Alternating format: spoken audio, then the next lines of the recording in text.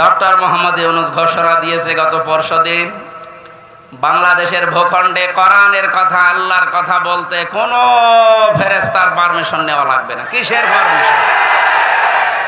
কোরআনে কারিম পারমিশন দেবে যে আপনি কথা বলতে পারেন কিনা। যদি কোরআন বলে যে না, আপনার কথা বলার যোগ্যতা নেই, আপনি কথা বলবেন না, চুপ করে থাকবেন।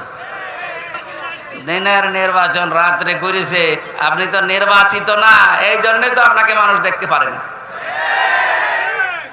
এই কারণেই তৎনায় যে অন্তর্বর্তীকালীন সরকারের প্রধান যিনি ডক্টর মোহাম্মদ ইউনূস, দায়িত্ব নেওয়ার পরে যে কয়েকদিনের ভেতরে আপনাকে এশিয়ার থেকে নামিয়ে দিয়ে, তো তোর দরকার নেই, কারণ তুই নির্বাচিত না, তুই তো রাতে সবগুলো, এমনকি একেবারে আসল জায়গা থেকে মেম্বার পর্যন্ত এখন আর নেই, সব শেষ না, কারণ এরা নির্বাচিত না। আর এই কারণে এই 17 বছরে সাতক্ষীরার ময়দানে কোরআনের কথাগুলো আলেমদেরকে মুখ খুলে বলতে দেয়নি। এই সাতক্ষীরায় বহুবার এসেছি কিন্তু উঠতে দেয়নি। আজকে আসেন তো, এই যে পাশে কোন থানা যেন, শ্যামনগর, শ্যামনগর না, ওখানে গাবোরা নামে এক ইউনিয়ন আছে, গাবোরা, ওই জায়গায় এসেছিলাম। লেলিন আল্লাহর ওলি আমার কথা বলতে দেয়নি, এখন শুনলাম পালিয়েছে। আপনি আজকে আসেন, আজকে আসেন, এই যে এই জায়গায় আসেন, বলেন যে কথা বলতে দেব না, দেখেন আপনার খেলা হবে।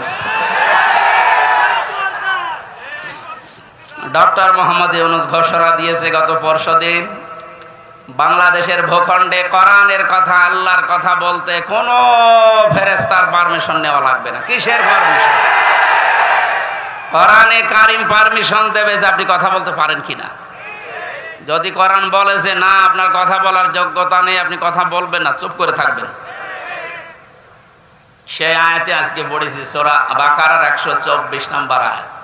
কথা কারা বলবে, সামনে কারা থাকবে, এই কথাগুলো আল্লাহ আমাদের কাছে জানাবে, আপনি জেনে তারপরে বাড়ি যাবেন।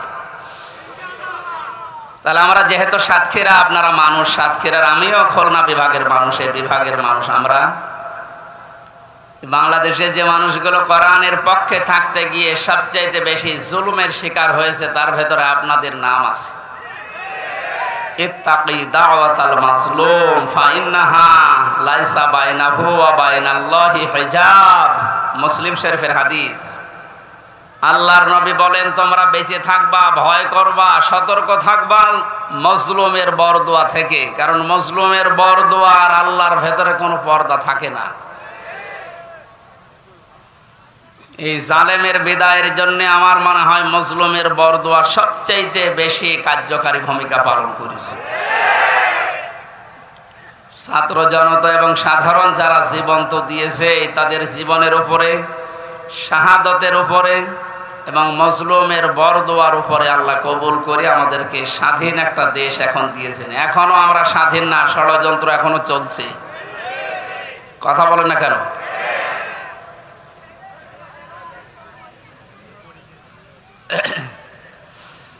আল্লাহ রাব্বুল আলামিন এই আয়াতের ঘোষণা দিয়েছেন, তিনিই তোমাদেরকে নির্বাচিত করেছেন তার দ্বীনের জন্য। আর দ্বীনের উপরে চলতে গিয়ে, দ্বীনের কথা বলতে গিয়ে যে বাধা বিপত্তিগুলো আসবে, আল্লাহ নিজে ওইগুলো তার পক্ষ থেকে দূর করে দিয়েছেন। মিল্লাতা বিকুম ইব্রাহিমা হুয়া সাম্মাকুমুল মুসলিমিন। তোমাদের জাতির পিতা হযরত ইব্রাহিম আলাইহিস সালাম, কোরআনের আয়াতকে বাদ দিয়ে জোর করে যারা জাতির পিতা দাঁড় করিয়েছিলেন, একটা আওয়াজ দাঁড়িয়ে নেই, সব মিশে গেছে। এমনকি এক্সপ্রেসওয়ের নাম পর্যন্ত জনগণ এখন পাল্টিয়ে দিয়েছে, জাতির পিতা ইব্রাহিম আলাইহিস সালাম এক্সপ্রেসওয়ে। খাবার পাশ দিয়ে একটা রোড গেছে, ইব্রাহিম খলিলুল্লাহ রোড। বাংলাদেশের বহু ব্রিজের নাম, বহু সেতুর নাম, বহু রোডের নাম এখন আমাদের যিনি আসল জাতির পিতা তার নামে নামকরণ অলরেডি হয়ে গেছে। এই জন্য কোরআনের উপরে মাস্তানি করে কিছু চাপিয়ে দিতে যাবেন না, ওটা টিকবে না। কথা বলেন না কেন? কোরআনে সূরা হজের ভেতরে আল্লাহ মূর্তির বিরুদ্ধে কথা বলেছিলেন যে মিথ্যা কথা থেকে বেঁচে থাকবা আর মূর্তি পূজা থেকে বেঁচে থাকবা। অথচ সেইটা জাতির উপরে মুশরিকদের কথা মতো অনেকেই চাপিয়ে দিয়ে মনে করেছিল অমর হয়ে যাবে। আমার তো এখন মনে হচ্ছে যত টাকা খরচ হয়েছিল এই ভুয়া জাতির পিতার জন্য সব টাকাগুলো এখন পানিতে ফেলেছে। এগুলো যদি মানুষের জন্য খরচ করতেন, এই মানুষগুলোই এই লোকটার জন্য হয়তো দোয়া করলে আল্লাহ কবুল করলেও করতো, কিন্তু যা করলেন দোয়া করার মতো রাস্তা আর তো রাখলেন না, সব নষ্ট করে দিলেন। আমাদের যে নাম মুসলিম, আজ অনেকেই স্লোগান দিচ্ছে তুমি কে আমি কে, বাঙালি বাঙালি, এটা বলা জায়েজ নেই। আমাদের পরিচয় বাঙালি না, আমাদের পরিচয় মুসলিম। কথা বলেন না কেন?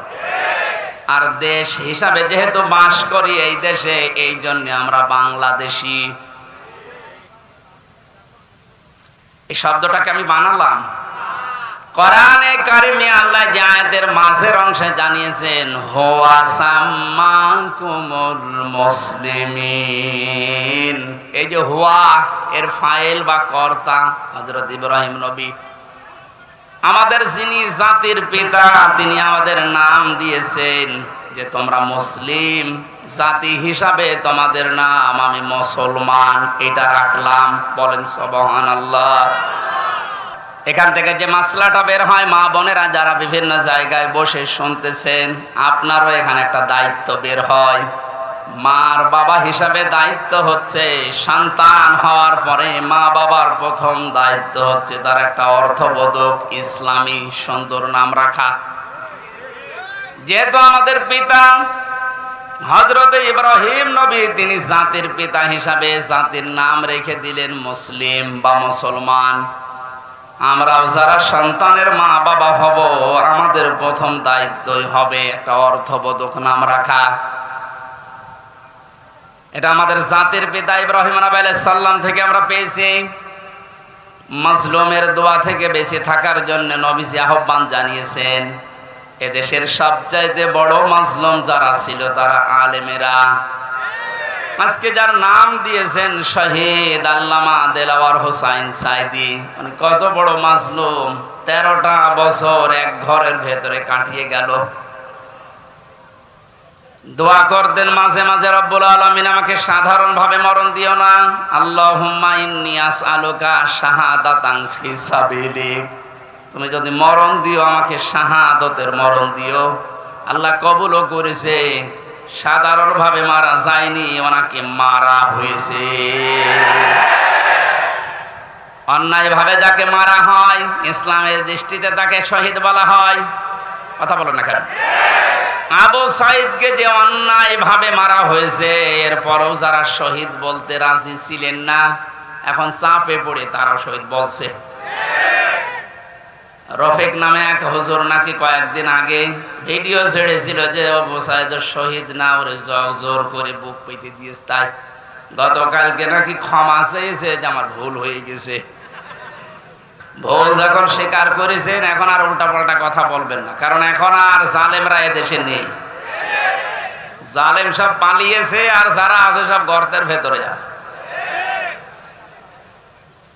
আল্লাহ বলেছিলেন না ইন্দুরের গর্ত পাবা না, তার দোয়া কবুল হয়ে গেছে। ইন্দুরের গর্ত আর পারছে না। আজকেও দেখলাম একজনকে জোতার মালা পরিয়ে জালেমের জুলুমের প্রতিশোধ নিচ্ছে জনগণ। এই 17-18 দিন হয়ে গেল, এরপরও যদি আপনার জোতার মালা এখনো না সরে, তো এ দেশে জালেমদের আর জায়গা হবে বলে আমার বিশ্বাস হয় না। সুতরাং জালেম যারা, ওনারা হয় বিধান নেন আর মরে যান। বহু মানুষের ক্ষতি করেছে। রব্বিলা তাযারনি আলাল আরদি মিনাল কাফিরিনা দাজ্জারা। নূহ আলাইহিস সালাম বলেছিলেন, আল্লাহ কাফেরদের একটা আন্ডা বাচ্চা পর্যন্ত জমিনে না থাকে, কারণ ওর পক্ষ থেকে যেটা জন্মাবে ওইটাও হারামি হবে।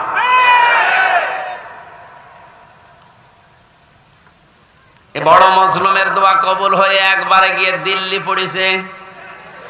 আর একটা ছোট হুজুর আমার সাথে ছিল জেলখানায়, রফিকুল ইসলাম মাদানি। পিসকে হুজুর বলে, পিসকে না, ওর বয়স এখন 30 বছর।